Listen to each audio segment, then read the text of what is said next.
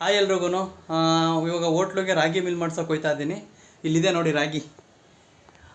ರೆಗ್ಯುಲರಾಗಿ ಒಂದು 3 ವರ್ಷದಿಂದ ನಾವು ಅಲ್ಲೇ ಹಂಪಾಪುರ ಅಂತ ನಮ್ಮ ಮೊಂಡಲ ಗೇಟಿಂದ ಒಂದು 2 ಕಿಲೋಮೀಟ್ರ್ ಆಗುತ್ತೆ. ಅಲ್ಲೇ ನಾವು ರೆಗ್ಯುಲರಾಗಿ ಮಿಲ್ ಮಾಡಿಸ್ತಾ ಇರೋದು. ವಾರಕ್ಕೊಂದ್ಸಲ ಮಿಲ್ ಮಾಡಿಸ್ತೀವಿ ಹೋಗ್ಬಿಟ್ಟು. ಅಲ್ಲಿ ಮಿಲ್ ಯಾವ ಥರ ಇದೆ ಏನು ಅಂತ ತೋರಿಸ್ತೀನಿ ಬನ್ನಿ. ಇದೇ ಮಿಲ್ಲಲ್ಲಿ ನಾನು ಯಾವಾಗಲೂ ರೆಗ್ಯುಲರಾಗಿ ರಾಗಿನ ಮಿಲ್ ಮಾಡಿಸೋದು. ಯೂಟ್ಯೂಬ್ ಮಾಡ್ತೀನಿ, ತೋರಿಸ್ತೀನಿ ಇದೇ ಮನೇಲಿ.